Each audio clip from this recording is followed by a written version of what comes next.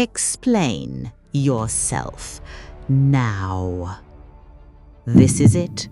One wrong word and my new life ends right here in this office. I had just spent 100 million gold on a slave named Iklis, my secret weapon to win this game. But my victory lap was cut short. Leaving the auction house, we were cornered by Chloe, the brutish nobleman I outbid. He wanted my new property, and he wasn't asking nicely. I was ready to defend my investment, but Iklis, he moved first. With his hands still in chains, he brutally disarmed the man, a blur of motion and cold fury. It was terrifying and brilliant, but the most shocking part came after. He knelt before me, the blood still fresh, and with a soft voice asked, "Mistress, please praise me." My affection meter with him skyrocketed. This wasn't just a slave, he was a complex, dangerous tool. But my problems were just beginning. When I finally returned to the mansion, the entire estate was in chaos. Emily was in tears. The knights had been searching all night, and my father, the Duke, was waiting for me in his office, and he was not happy. The interrogation began. He demanded to know where I was, why slave traders had come to our gates at dawn.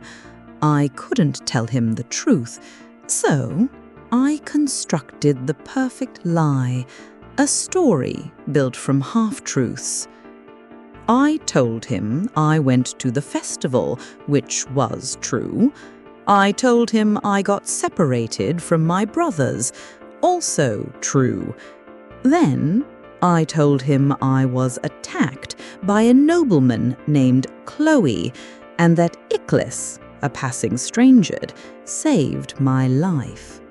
I explained that in the chaos, Iklis was captured by the slavers who worked for Chloe, and I couldn't abandon the man who saved me. So I used the check he gave me to buy my savior's freedom. My story was perfect. It painted me as a grateful, albeit reckless young lady, and painted our rival family's heir as a villain. The Duke's anger began to shift into cold political calculation. Just as I thought I had him convinced, the door burst open. It was Derrick, my older brother. He looked desperate. He ranted about searching the entire capital, the red light districts, fearing I had been kidnapped. For the first time, I saw genuine, raw panic in his eyes. He despised me, but the thought of losing me had clearly shaken him to his core. This was my chance. With both the Duke and Derrick emotionally compromised, I made my final move. I asked for Iklis to be appointed as my personal guard. Derrick protested, horrified at the idea of a slave guarding an Eckhart, but I cornered them. I reminded them of my bad reputation among their own knights, the very reason they never assigned me an escort. I argued that my safety should be in the hands of someone who owed his life to me, someone I could trust. Them, my father and older brother, they had no choice but to agree. Let's break down this masterpiece of manipulation. I didn't just survive a life-threatening interrogation. I turned a crisis into a massive victory. By weaving a believable narrative, I achieved 3 critical objectives. 1. I justified spending an astronomical sum of the Duke's money, not on a whim, but as a debt of honor. 2. I framed a rival family, giving my father a new political weapon to use against them. And 3.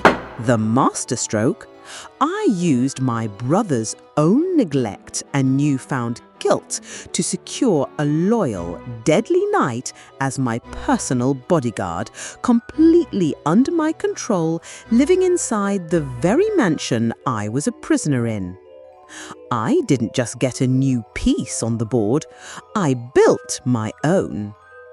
The system notifications for failing the festival date quests with my brothers popped up, but I didn't care. Their 3% affection was nothing compared to gaining my own personal knight. The hardest part was over. I had my knight, and a legitimate reason to keep him by my side. But the game is never that simple.